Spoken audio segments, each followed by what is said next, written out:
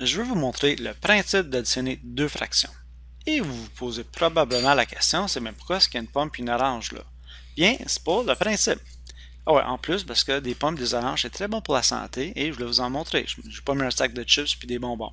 Alors, si je veux additionner, disons, je mets un petit plus ici, additionner une pomme et une orange, ben, la plupart du monde vont dire, ben, t'es pas capable d'additionner une pomme et une orange, ça ne s'additionne pas. T'as pas deux pommes ou deux oranges. T'as peut-être deux fruits, mais tu vas t'en avoir une pomme et une orange. Même chose avec les fractions. Disons, j'ai des quarts ici. Ça, j'en ai un quart. Et là, disons, j'ai des cinquièmes. Mais là, j'en ai un cinquième. Ça, c'est comme des oranges, ça, c'est comme des pommes. Est-ce que je peux les additionner? Ben non, j'ai des quarts, puis j'ai des cinquièmes. Ça ne s'additionne pas. Alors, ça ne marche pas, ça. Alors, ce qu'il faut faire, c'est transformer les quarts et les cinquièmes dans des fractions qu'on est capable d'additionner, qui sont semblables. Bien, on n'est pas capable de faire ça avec des oranges et des pommes, malheureusement, mais avec des fractions, ça marche. Le truc, c'est de prendre la base de l'autre côté ici, disons 5, multiplier le haut et le bas, le dénominateur et le numérateur, par 5, ici par 4, qui est le chiffre que j'ai ici. Et là, je vais avoir des 5 vingtièmes, ça c'est des vingtièmes, j'en ai 5. Ici, je vais avoir 4 vingtièmes.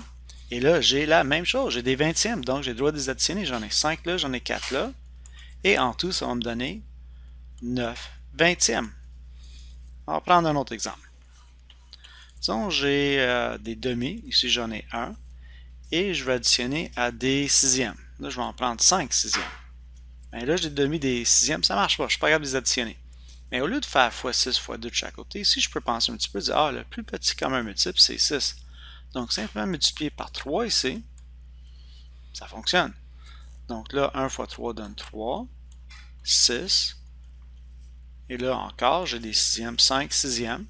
Et là, oui, je peux les additionner parce que j'ai des sixièmes, ça va me donner 8 sixièmes. Mais faites attention, parce que dans mon cours de maths, quand je veux une réponse sous forme de fraction, je veux la fraction tout le temps simplifiée. Donc, il faut faire diviser par 2 ici, parce que c'est deux chiffres pairs. Et là, la réponse finale, c'est 4 tiers.